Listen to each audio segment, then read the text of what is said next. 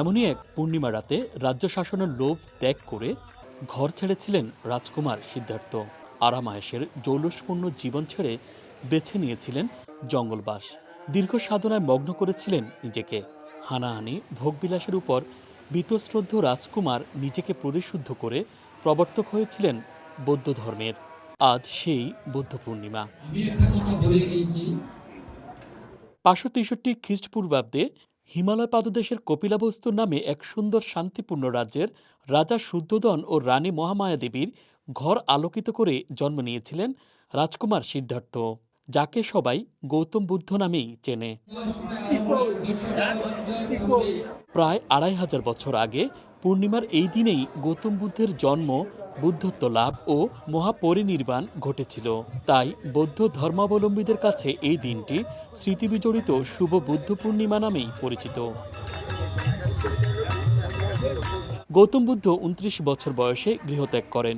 বিভিন্ন ধর্মীয় গুরুর কাছে শিষ্যত্ব গ্রহণের পর নিরঞ্জনা নদীর তীরে এক বটবৃক্ষ মূলে ৬ বছর কঠোর তপস্যা করে এই দিনেই বুদ্ধত্ব লাভ করেন তিনি। তাই তো বৌদ্ধ ধর্মাবলম্বীদের জন্য দিনটি অত্যন্ত তাৎপর্যময়। বাংলাদেশে বৌদ্ধ ধর্মাবলম্বীদের বসবাস চট্টগ্রামের পার্বত্য অঞ্চলেই বেশি। নানা আনুষ্ঠানিকতার মধ্য দিয়ে বিভিন্ন বৌদ্ধবিহারে পালন করা হয় বুদ্ধ পূর্ণিমা। দিবসটি উপলক্ষে রাঙ্গামাটিতে মাঙ্গলিক শোভাযাত্রা অনুষ্ঠিত হয়েছে। শহরের তবলছড়ি এলাকা থেকে শোভাযাত্রা বের হয়ে প্রধান সড়কগুলো প্রদক্ষিণ করে আসামবস্তি বুদ্ধাঙ্কুর বিহারে গিয়ে শেষ হয়। এ সময় প্রদীপ প্রজ্বলন ও নিজেকে বুদ্ধের চরণে সমর্পণ করেন পুণ্যার্থীরা। মনের সকল নিবেদন নিয়ে বুদ্ধের কাছে করেন প্রার্থনা। এছাড়াও বুদ্ধ স্নান, বুদ্ধ পূজা, পঞ্চশীল, অষ্টশীল প্রার্থনা, বুদ্ধ মূর্তি দানের পর সমবেত প্রার্থনায় যোগ দেন তারা। ৯ মাস এই কমিটি দায়িত্ব গ্রহণ করেছেন। এছাড়া শহরের রাজবন, আনন্দ মৈত্রী সহ সকল বিহারে সকাল থেকেই মঙ্গল কামনায় বুদ্ধের কাছে প্রার্থনা করেন পুণ্যার্থীরা। আমাদের শ্রী বিরচিত বুদ্ধের যে জন্ম, মৃত্যু এবং পরিনির্বাণ দিবস উপলক্ষে আমাদের যে এখন না পৃথিবীব্যাপী বুদ্ধের যে জন্ম পরিনির্বাণ, এই উপলক্ষে আজকে আমাদের আনন্দের মানে বন্যার যে যে যে ভিন্ন ধর্মীরা যারা আছে, যে মুসলিম ভাইরা যারা আছে, ঈদের আনন্দ উৎসব করে, সেই জন্য আমাদের উৎসব এবং আনন্দের উৎসব। সবাই আসলে একত্রিত হয়ে রেলি করে মন্দিরে যাওয়া আসলে অনেক ভালো লাগে এটা করতে।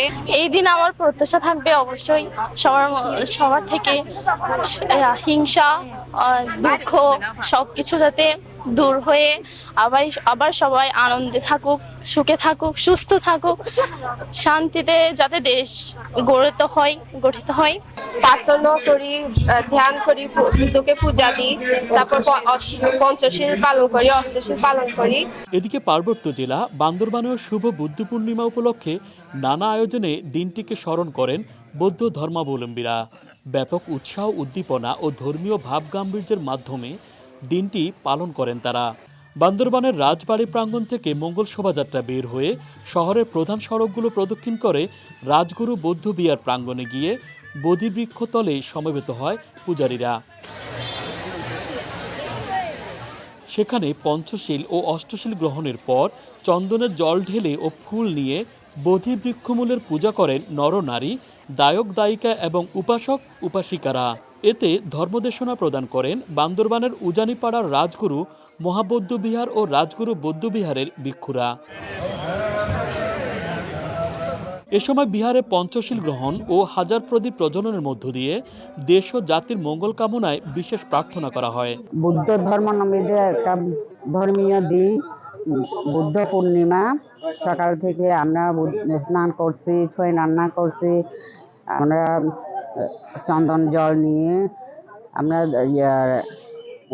বুদ্ধ বৃক্ষের জল কিল্লে করছি, আর পঞ্চমশীল নিচে, অষ্টমশীল নিচে প্রার্থনা করছি। আজকে আমরা সকাল থেকে আমরা মূর্তি পানি ঢেলেছি, তো তারপর বিকেলে আমরা হাজার প্রদীপ জ্বালাবো, তারপর বুদ্ধ নামে উৎসর্গ করব। দেশ ও সকল প্রাণীর সুখ শান্তি কামনা এবং মৈত্রীময় সহাবস্থানের প্রত্যাশা করেন বুদ্ধাঙ্কুর বৌদ্ধবিহারের অধ্যক্ষ। আপনি জানেন বিশ্বে এখন যে ধরনের পরিস্থিতি, বিশ্বে এক মুহূর্তে থেমে নেই, যুদ্ধ সংঘাত হানাহানি, নিজেদের মধ্যে রাগ ক্ষোভ সবকিছু বৃদ্ধি পেয়েছে, মানুষের মধ্যে অনৈক্যতা এবং বিশ্বাসহীনতা। সে কারণে আমরা চাচ্ছি বুদ্ধের এই গুণ প্রবাহ অর্থাৎ তার বাণীগুলো প্রত্যেকের অন্তরে ছড়িয়ে পড়ুক এবং প্রত্যেকে শান্তি এবং সুখে অবস্থান করুক। বুদ্ধের শান্তির বাণী ছড়িয়ে পড়ুক বিশ্ব মাঝে, বন্ধ হোক হানাহানি, ঘৃণা ও বিদ্বেষ। এই দিনে এমনই প্রার্থনা বুদ্ধ ভক্তদের। Dhaka express news desk.